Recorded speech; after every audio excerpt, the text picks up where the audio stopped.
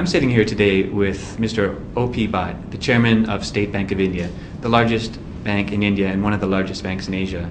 He's been the chairman since July 2006, but having been with the bank since 1972, he's a career banker of SBI with 38 years behind him. Starting off his career, of course, at the branch level and then moving up quickly to work on the computerization project before going into more geographic roles. State Bank of India, of course, is the largest bank in India, and with 17,385 branches, it ranks very closely with the largest banks, for example, in China, the state banks there, the Postal Bank of Japan, and other very large banks around the world. Thank you, Mr. Bhatt. Thank you for joining us today. Thank you. I'd like to maybe start off by asking you to sort of define State Bank of India and its role in the Indian economy. Of course, we know that you're a state-owned bank, but what I'd really like to know from you is how you see your role vis-a-vis the private banks. Of course, ICICI has, you've seen throughout your career, sprung from out of nowhere to become your strongest competitor. So how do you sort of place yourself in terms of banks such as ICICI? State Bank of India is actually a universal bank. So we bank across all product categories. That's one thing I want you to know about the bank. The other thing is that this bank was created by an act of parliament, and this bank was created as a result of some committee the government had put up to hasten up economic development of the country.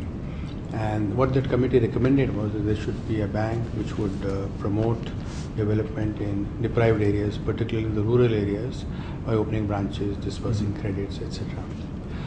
So that is how we started, and over a period of time we've grown to where we are today. And you did give some very big numbers for State Bank of India, but during 1955, when we were first born, and till today, all along State Bank of India, at different times of the growth of the Indian economy, has been in the forefront of whatever was important at that point of time.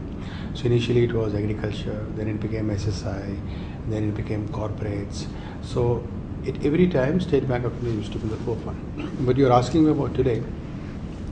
Today what has happened is that during the last decade plus, when there has been huge growth in the Indian economy, there has been huge growth globally also. And in India, the banking sector actually got liberalized. So there were more private banks which came up, and there were more foreign banks which came in. So initially when these things happened, this was somewhere in the mid-90s to the late 90s, at that point of time, State Bank of India lost out a little bit in terms of market share, in terms of large corporate customers, and in terms of the young upwardly mobile people, who wanted more techno-savvy banking, who wanted a different product range, etc. It was a little later that we played catch-up. Now what has happened is that I think in almost every way, we are the leading bank in India. Not only in terms of numbers, whether it is a branch or a people or the size of a balance sheet or profits, side of our growth, again in each segment. But you mentioned ICICI. ICICI was heavily into retail, and it's the largest private bank in India, and it was the largest retail bank in India. But today it is the State Bank of India, which is the largest retail bank in India.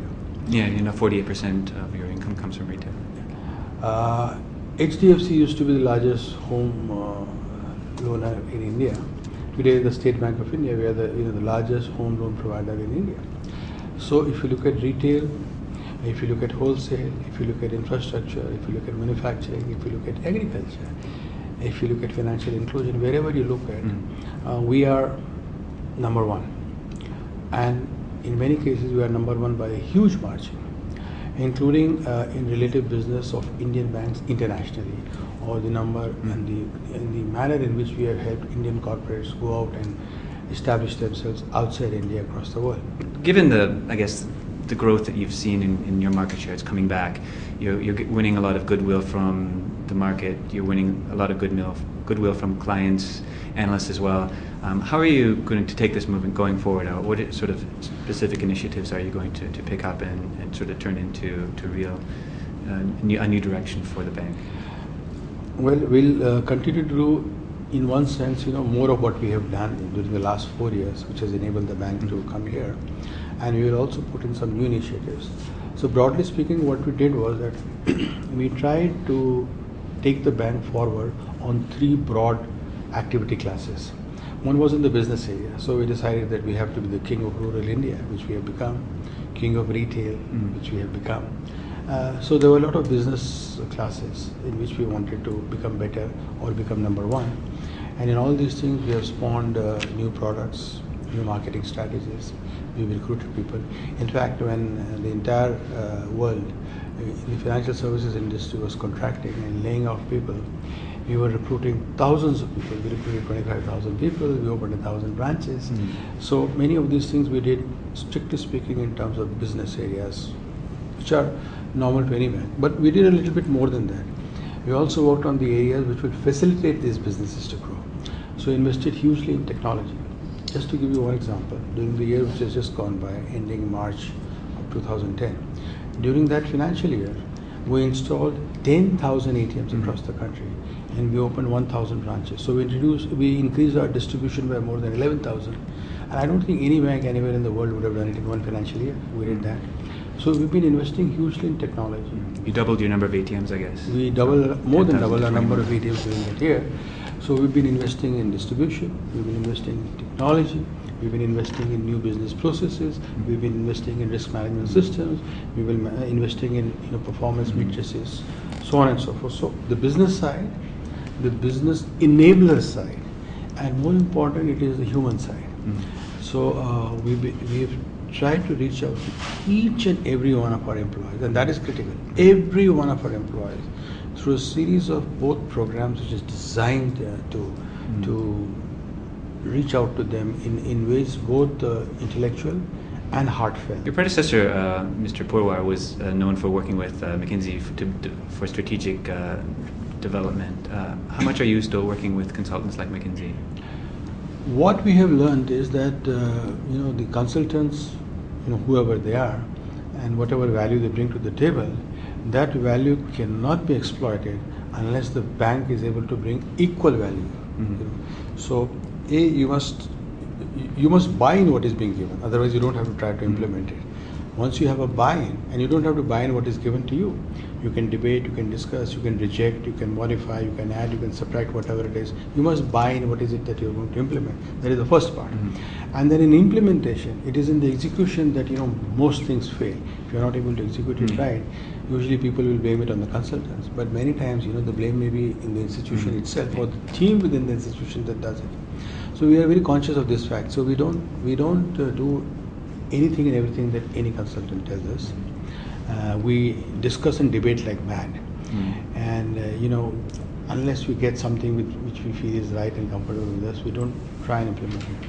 But when we reach this point, the onus is largely upon us to have a team and an implementation strategy, milestones and timelines and everything. So this has been one of the reasons why many of the new things that we have tried to do, or many of the old things we have tried to do differently, have by and large succeeded more during this period, because this is the approach that we followed.